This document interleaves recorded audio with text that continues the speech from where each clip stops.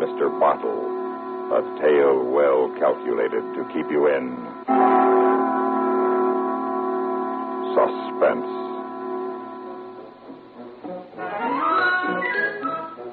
It had all begun so harmlessly. That's the devil of it. You see, I'm a widower. My daughter Diana was happily married, and I'd been living alone for the last 8 years. It wasn't exactly an ideal existence, but I wasn't unhappy either. There was my job with Fixton and Shrewsbury. I was a senior bookkeeper now. And, of course, at home, there was my garden. I remember it was a Sunday, and Diana had unexpectedly come by for a little visit. How do you like this one, dear? Isn't she lovely? Going to be champion this year. We might even take best in the show, Miss Hybrid Tea and I. I'm sure you will. Father, I came over because, well, George and I have been sort of discussing it lately about your retirement next year. Oh? We've been wondering if you've decided what you're going to do with yourself. Of course, you can always come and live with us, but... Oh, no, my dear, that's awfully good of you, but I wouldn't think of it. Two's company, you know. Besides, it just wouldn't seem natural, not having my garden.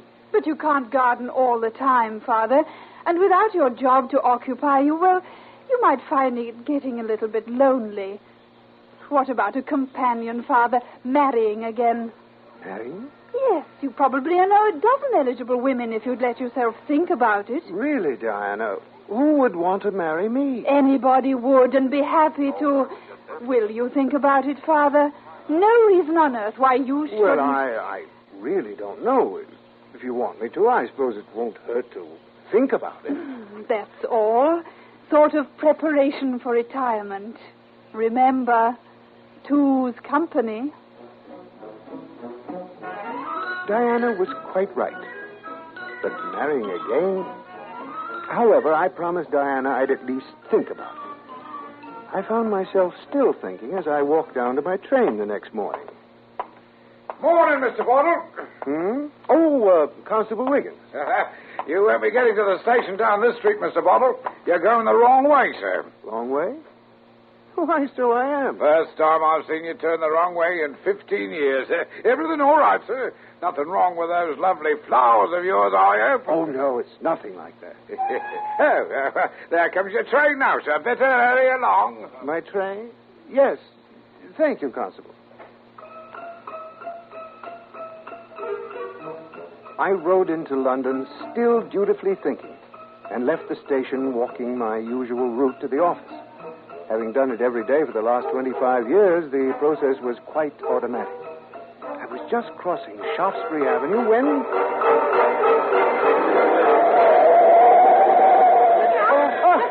out!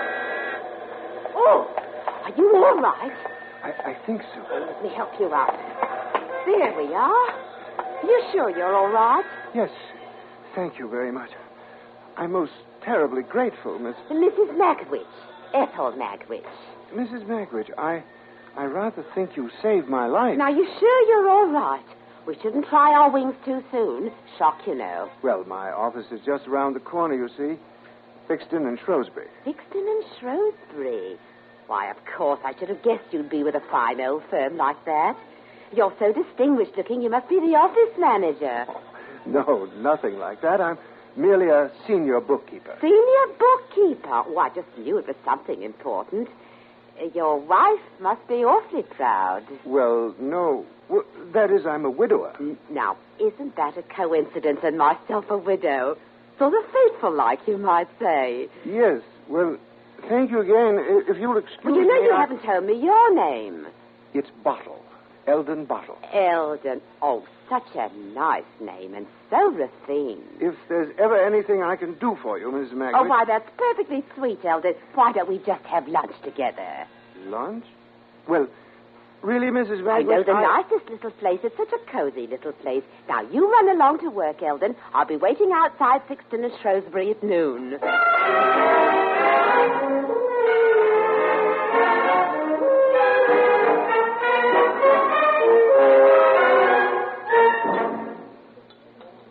Tell me all about yourself, Eldon. You've hardly said a word. Well, I don't think there's much to tell. Oh, now you're just being modest. But I can tell. There's a certain dash about you, Eldon. You're just imagining. What was the first thing I noticed? Of course, I certainly don't want to try. You live here in the city? No, in Watford. Oh, in Watford. Oh, I do envy you living out there in the country, away from the dirt and the grime. It's just a bit of heaven. I know it. Yes, I find it quite pleasant. Oh, it's such a lonely life living alone in the city. You've no idea, Eldon. Ever since Mr. Mackridge passed on, it's been lonely, lonely, lonely. In fact, I wouldn't tell this to just anyone, but there's been times when I thought I'd do away with myself. Oh, I'm dreadfully sorry, Mrs. Mackridge. Yes, but I've hung on. Something inside kept saying, hang on, Ethel Mackridge. You're going to meet someone with a certain dash one day. Someone who needs you, and you'll both be happy forever after. Eldon, do you believe in fate? Fate? There are forces in this world, Eldon. We're all little threads being woven into the mystic tapestry of life. Don't you see? Fate's knotted us together, dear Eldon, with mystic hands. We couldn't escape now if we wanted. No, Mrs. Mackridge, I don't think that... I mean, fate... Well, all that's happened is... Exactly. I knew you'd see it. Oh, Eldon, I can't tell you how happy I am. Please, Mrs. Mackridge, Eldon, look at the time. Oh, it's just flown. Back to work now, dear. Tomorrow, dear Eldon, I'll be waiting right outside at noon. I've never been sure which hit me that day, the car or Mrs. Mackridge. The next noon, she was waiting faithfully outside the office, and we went to lunch again. I knew perfectly well what she was aiming at, but she was like an express train bearing down on me, and I was powerless to get out of the way. The days that followed are quite hazy. I don't even recall proposing, but I must have some way or other, because suddenly we were married. Immediately afterward, I had an inkling how life with my new companion was going to be. Now that you've seen the house, what do you think, my dear? Small. That's what I think, Eldon. Not at all what you led me to believe. Oh, I'm sorry. I've always thought it quite roomy. Margaret and This I... furniture's hopeless, too. What's outside those doors? Oh, they lead to the garden. Come along, I'll show you. I was saving the best for last. There you are, my dear. Oh, Eldon. Yes, I thought you'd be surprised. There's something about flowers. My happiest hours have been in this garden. Biggest waste of property I ever saw. A waste of time and property, that's what it is. Mucking about in the dirt for a lot of colored weeds. You don't like flowers? Not at all? You might as well know it now, Eldon. There are going to be some changes around here. I have some plans. Plans? We're not going to argue about it. We'll discuss it at the proper time. Now, go in and wash your hands. It's lunchtime. Marriage, that is a successful marriage, is based on compromise. So I let Ethel have her chromium furniture. It was hideous. It was only the beginning, though. Our first 6 months were a whirlwind of changes. My clothes, musical tastes, everything. The only link left to my former home life was the garden. I retreated there whenever I could. Then, one evening, I came home to another surprise. Oh, Charlie. No, you don't mean it. Now, this is really funny. Ethel? Oh, so you're home. Well, just look who's here, Eldon. Charlie. So this is Eldon, eh? Hello, Dad. Dad? You mean this is your son? Well, of course he's my son. What's the matter with you? I told you about Charlie. Don't you remember? I'm sorry, my dear, but I'm afraid I don't. Eldon, I distinctly told you about Charlie. You tried to embarrass me. Now, calm yourself, Mum. It's nothing to get in a row about. I'm here. That's all that matters to Dad. Isn't it, Dad? Well, yes, of course. Of course. Now, how about joining us in a little drink, eh? We're celebrating dear Charlie's release, Eldon. Release? From the Navy, that's what Mum means. Don't you, Mum? Navy? Oh, yes, of course that's what I mean. How about a nip for you, Dad? Say when. Oh, thank you. I don't drink. Don't drink. That's right, Charlie. Most ordinary little man you ever saw. Well, now we're going to talk about Charlie. We're going to help Charlie, Eldon. Oh, we are? In a business way, Dad. Now that I'm living with you, Mum thinks I ought to be doing something. A little business, all nice and legitimate. Mum told me about a plan. I think it's lovely. Plan? I told you I had plans, Eldon. First time I saw this place. I just never you mind. It's for Charlie. That's right. No sense in troubling you till we get it all worked out. It's going to be a regular gold mine, Dad. Gold mine? Charlie and I will handle it, Eldon. Yes, but I'd like to know something about it. At the proper time, Eldon. Yes, my dear, Eldon, you're being trying again. Now, you run along out to that garden of yours. You may not have it much longer. That's right, Dad. You're going to see some big changes around here. So enjoy it while you may.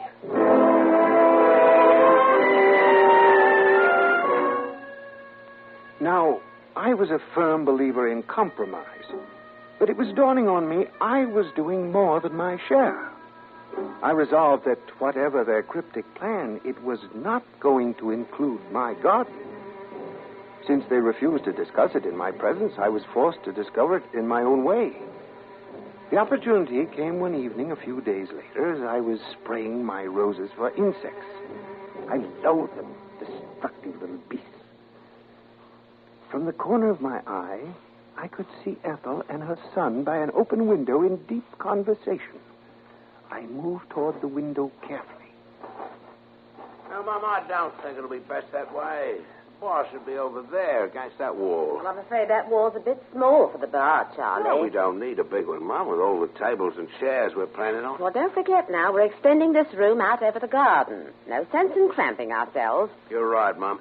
But any way you look at it, we're going to have the sweetest little tavern this side of Buckingham Palace. Couldn't have picked a nicer bit of property. You know your mother, Charlie, always merry with an art of business. But when do we inform the little gardener? You know, he might throw a bit of a fuss. Him? Oh, I'll wrap him around my little finger.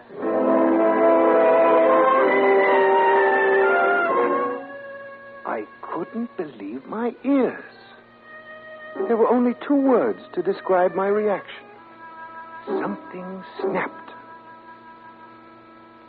This monstrous express train of a woman that had crashed into my life was now aimed at my garden.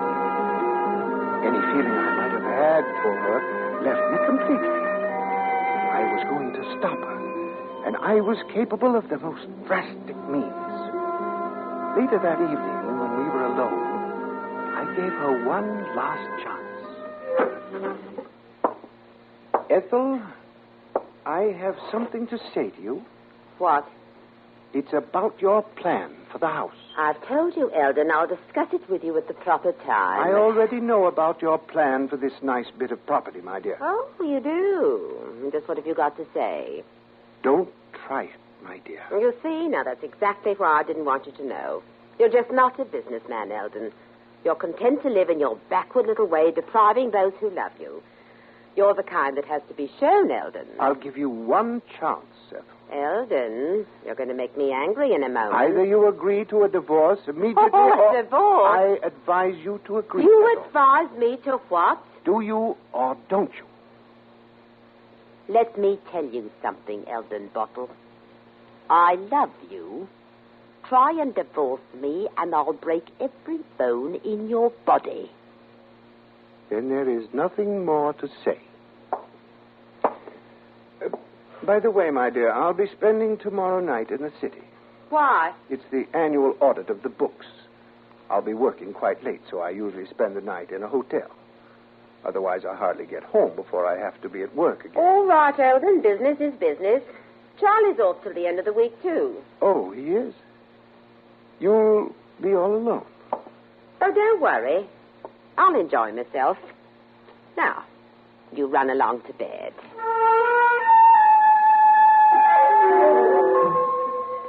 As I left the room, I turned to look at her, seeing her for exactly what she was. A monstrous female beetle perched on a chromium chair. It was only a matter of extermination. I awoke the next morning calm and resolute. I left the house carrying my small bag of overnight things. Lying on top was my pair of sharp-pointed garden shears.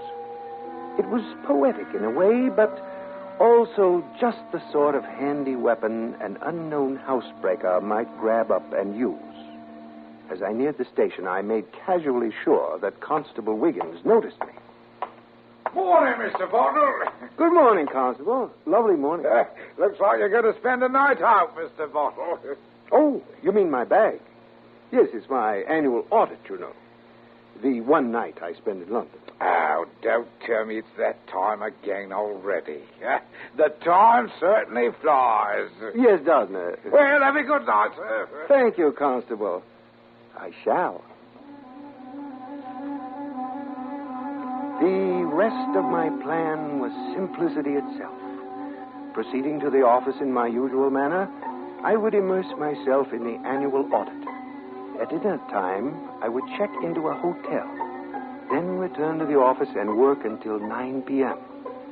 Returning to the hotel, I would slip out the service entrance and go directly to the station. The train to Watford ran all night. With reasonable luck, I would be back in the hotel by 12. As I planned, I arrived in Watford at 10:05. There was a moon, but I cautiously kept to the side streets and made my way unseen. It was all working perfectly. I slipped into the garden and crept up to the garden door. Took the shears from my inside pocket. Who's there? Charlie?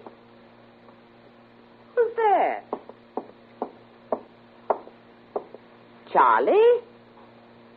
Who's in here? Eldon! What on earth?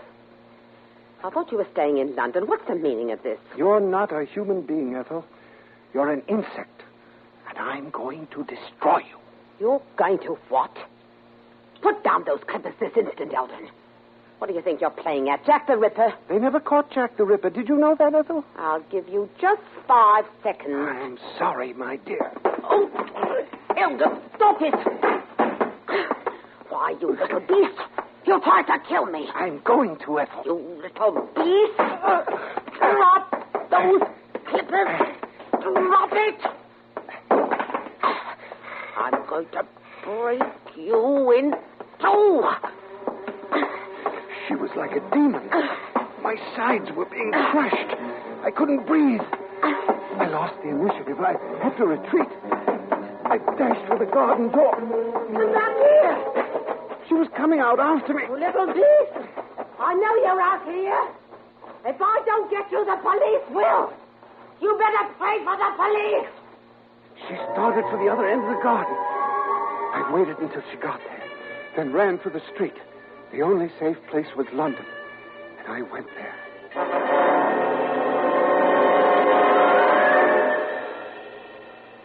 It was hardly a surprise when I arrived at work the next morning and saw the police outside the building. It was useless to run, but I preferred giving myself up to Constable Wiggins. I went to a phone and called him. Oh, yes, Mr. Bottle, where are you? I've asked the London police to pick you up. I've just seen them outside the office. It won't be necessary. I'm returning to Watford on the next train. Don't worry. I'll come right to the station.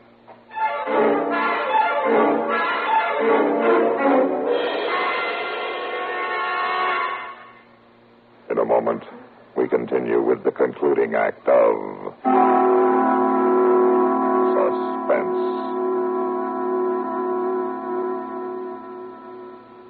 Higginbotham here. We will now commence our lesson in stereophonic reproduction. Listen to the call of the spotted millsnicker on ordinary stereo. Now then, on a Columbia Stereo 1 phonograph. Obvious difference, what? The Columbia stereophonic system really causes all others to blush. For it is not composed of just a few separated speakers. Columbia is the originator and exclusive purveyor of stereo projection. Only Columbia fills every inch of a room with real, lifelike sound. Now, when I was bird watching with the Duchess of But let that pass. You simply must hear the Stereo 1 phonograph by Columbia. Ask your Columbia phonograph dealer for a demonstration. And, chaps, portables are priced as low as $39.95. Consoles commence at $129.95. Lost that bird.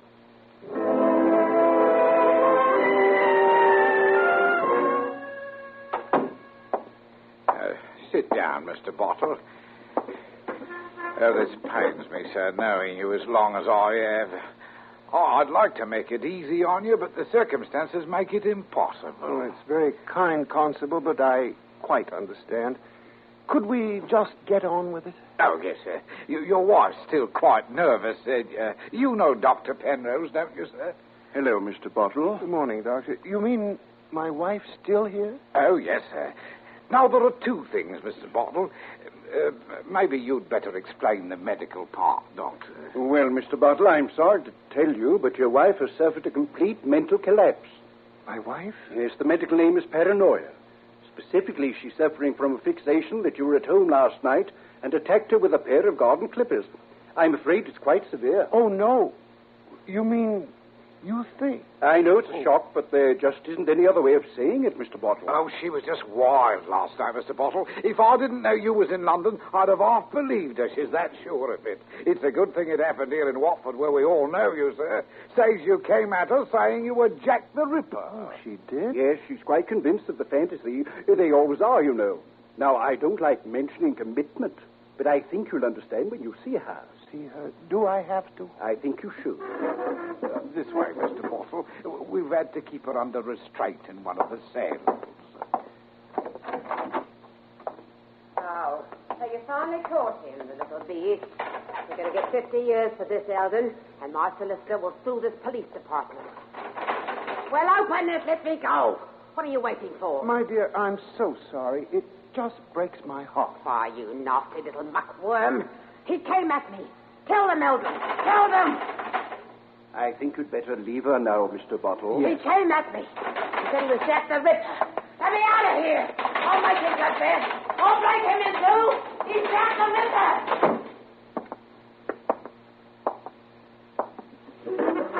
Ripper. Sit down here, sir. The wisest thing now would be commitment, Mr. Bottle. It would be dangerous if she weren't. Yes, Doctor, I'm afraid you're right. And if you'll just sign these papers, sir, I'll call the sanitarium. It's fine. How long will it be before she's released? I don't think I can predict until another examination. Now, there is a second problem, Mr. Bottle, but I don't have to tell you now. Quite all right. Please do. Well, I've found a circular from the Liverpool police. It seems they want a certain Ethel Magwitch for bigamy. Bigamy? Oh, it seems she married two other chaps and did them out of their property. That's what the circular says, sir. I'm very sorry. I know it's an added shock to you, but... oh, Mr. Bottle, maybe you better go home, sir. Yes, I think I will. My flowers need watering.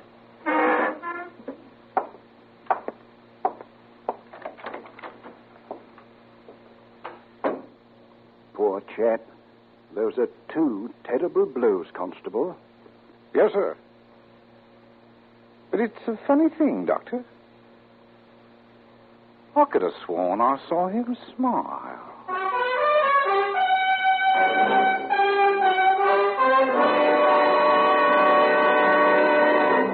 Suspense.